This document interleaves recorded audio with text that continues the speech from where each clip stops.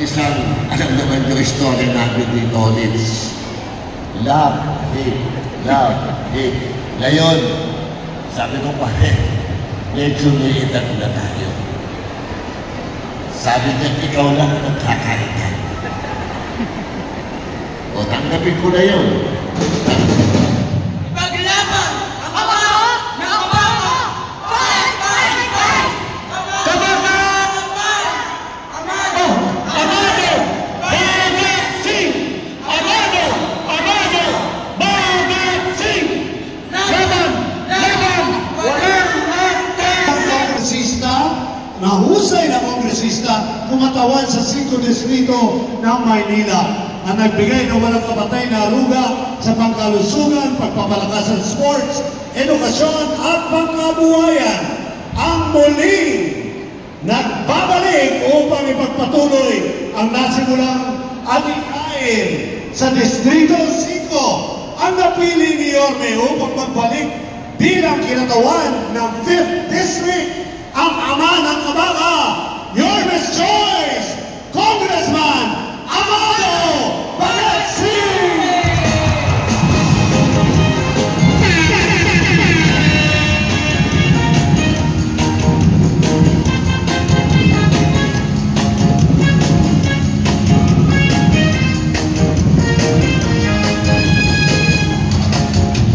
Si Amado Bagat Singh, inyo ang mapapansin. Serbisyo pero sa Manileño. Okay, gising na kayo. Bukan, gising na kayo. Kumain na ba kayo? Hindi pa? Ang mamaya, gutom ba kayo? Hindi pa sinikaw yan.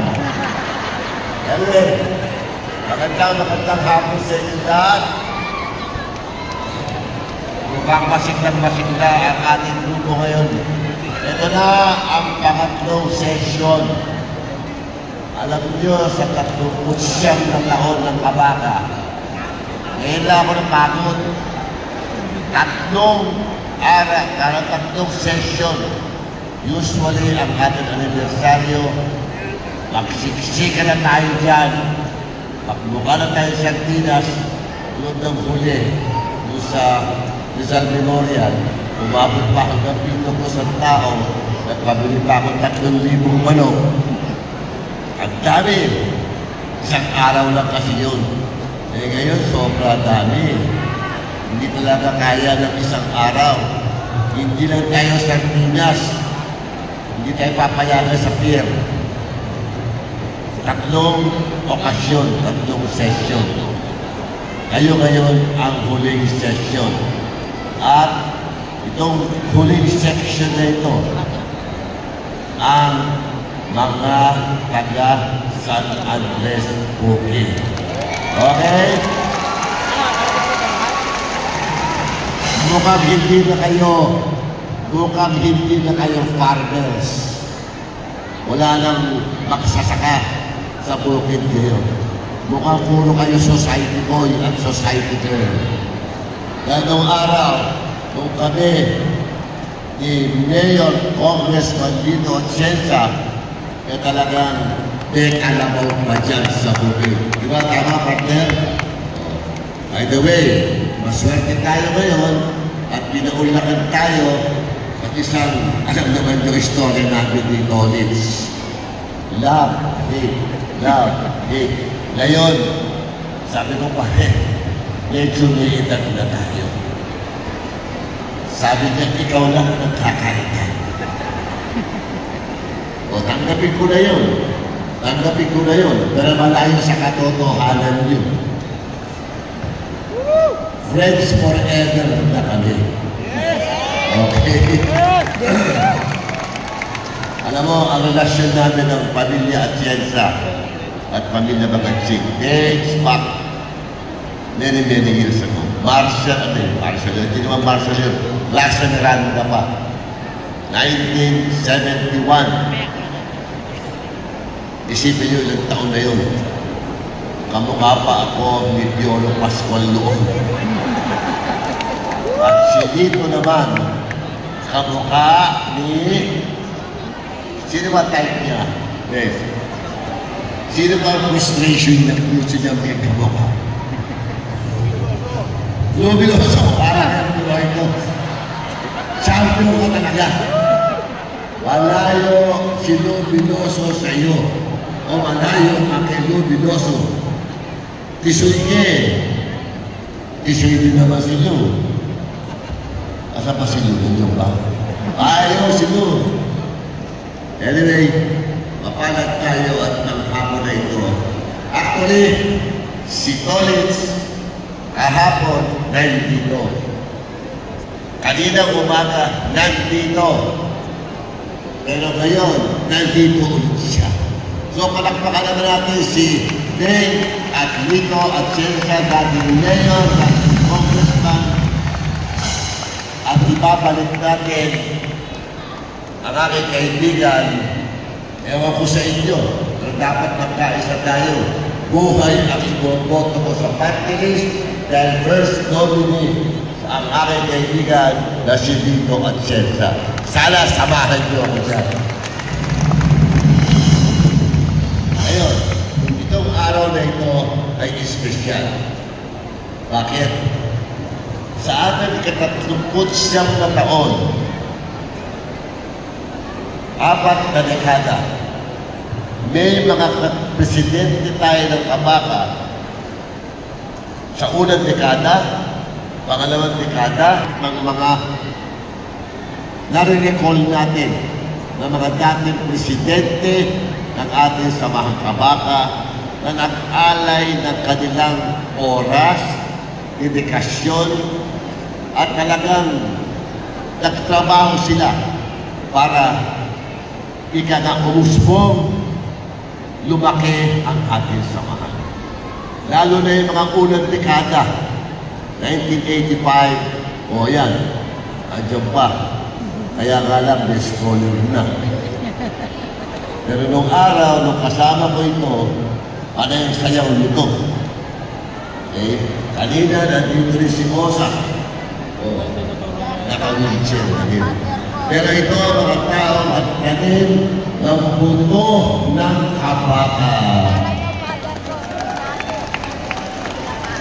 O, kakay ni si Roji? Laki yung ulang mo. Si Roji, nauna na sa akin.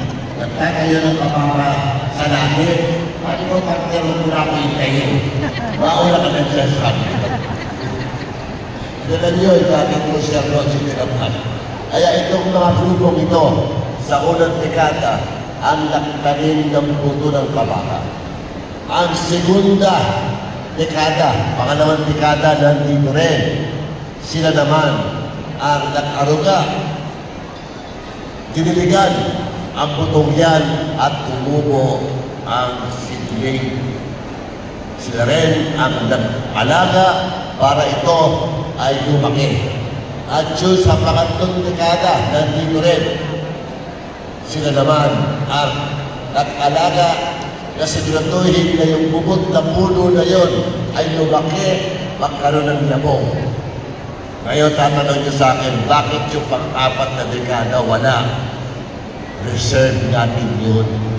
Para sa ika-40 anibersaryo natin sa Kabaka, sila naman ang ating papalagyan. So, kung mamarapatin po natin, mga kapatid, sa pamilya Kabaka, pakiusap ang mga taong magbunyagin para umabot tayo sa 3 Palakpakan natin yan. Maraming salamat sa inyo. At hindi namin kayo makakalimutan. At maniwala kayo, nandiyan pa kayo for a purpose. Ibalik ang ating samahan. Ibalik si Amado, si Lito at Cesar sa susunod na eleksyon. Okay. Total, andyan na tayo. Huwag niyong kalilimutan. Ang ating pong mayor, Yorme Isko Moreno Tubagoso. Karagat naman may enerhiya, may vision, at he is ang achiever. Hindi nangangako dahil ando na lahat ang kanyang pinakitang galing sa labay grade 3 taon. Siya ang tamang tao para sa posisyon niya. Samahan natin Yorme Isko Moreno. Kailangan niya ang kapatner. Huwag magagalit sa akin ng mga iba. Pero sabi nyo nga Senior Tolins Atienza, sigurado ba ako, napakagaling ng anak kong ito. Napakagaling itong babaeng anak kong ito. Magaling magsalita, misyonaryo, kumakanta pa. Meron pa kayong alam na anak dito na bukid. Kayo lahat ay bukid sa Nandez Bukid. Kaya wag na wag niyo pababayaan. Tulungan natin ang sariling atin. Sariling atin. Atin siya.